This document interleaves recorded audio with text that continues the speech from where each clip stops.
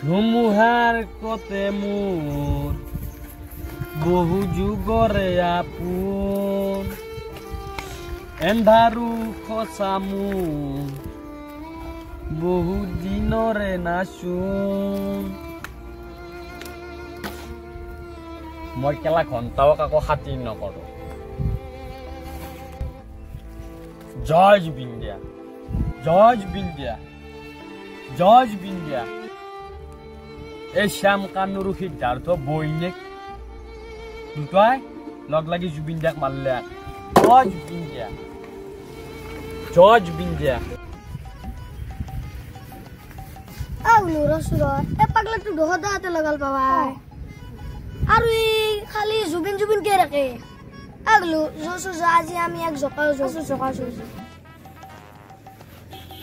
ও পাগলা তই কি ভাত খাব পানো তই যে ভাতত বহি আছা ওই মস্ত লেতে নাখোস থাকে ও জোজো ই কোনটো পাৰিব তাত তাত মই কাকো খাতিৰ নকৰো কান্তা জয় জুবিন দিয়া জয় জুবিন দিয়া আৰা তেন দেখমাৰ জকাবা গুছলিনা পাগলাটো কিতে হিচিনে এ ৰহি আমাক পাগলা দেখি মাৰবে হচ্ছে কি পাগলা ইনকে হল আজি ঘৰত যা দেউতা খুদিম ৰ আজ হইছে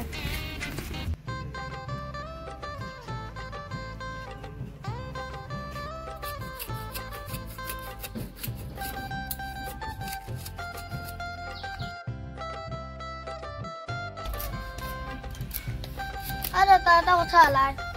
কি বা মানে আজি বাতে দিয়া আই থাকতে বাতৰ তা পাগলা লগ পালো এ পাগলাটো কিবা গান মাৰি থাকে আৰু কাকো হেন্তাও হাতিৰ নকৰো আৰু কিবা জয় জুবিন দা কৈ থাকে দেখো বাবা তেওঁ পাগলা নহয় কি তেৰ তইটো আৰু সিধা তেৰ চলা পিন্ধি আছে দেখো আৰু জঘন্য হৈ থাকে দেখো বাবা তেওঁ কিছুমান পৰিস্থিতি হেনেকুৱা কৰিছে কি পৰিস্থিতি দেউতা তে শুনতে বাবা সেই গানটো যি মাৰি থকা বুলি কৈছিলি তই সেই গানটোৰ গায়ক আছিল কোনি জানা আমাৰ হিয়াৰা মুথু জুবিন গাৰ্গ দেউতা গানটোৰ গায়ক জুবিন গাৰ্গ হল দে তেওঁ এটা পাগলা হব লাগে কিয় হল বাবা তই হিংকে নকবিৰ জুবিন গাৰ্গ অকল গায়ক নাছিল তেওঁক অসমৰ ৰাইজে ভগৱান বুলি নাম দিছিল কিয় জানা তেওঁ শিকাই থৈ গৈছে যে মানুহক কেনেকৈ ব্যৱহাৰ কৰিব লাগে মানুহৰ লগত কেনেকৈ কথা ক'ব লাগে আৰু তেওঁ বহুত মানুহক সহায়ো কৰিছিল আৰু তেওঁ 52 বছৰ বয়সত 38,000 গান গাই অতিক্ৰম কৰিছিল আৰু আমাৰ অসমৰ বুলি ক'লে ভুল হ'ব আৰু আমাৰ ৱৰ্ল্ডৰ হামিঙৰ ৰজাৰ পদটো তেওঁ লাভ কৰিছিল আৰু তেওঁক অকল মানুহে ভাল পোৱা নাছিল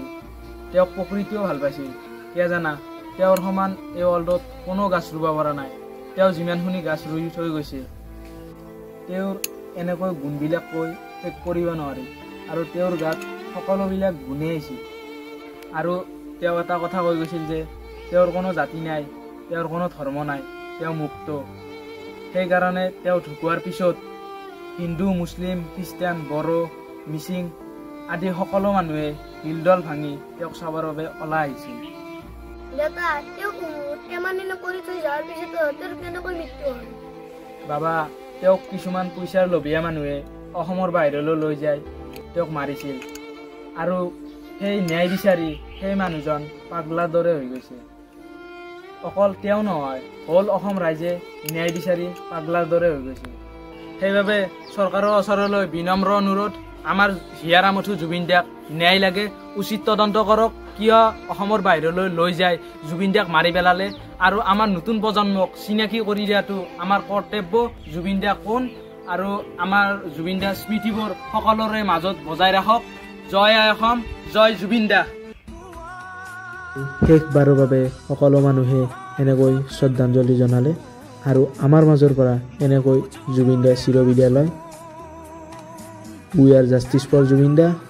উই are justice for Zubeen da আমাক ন্যায় লাগে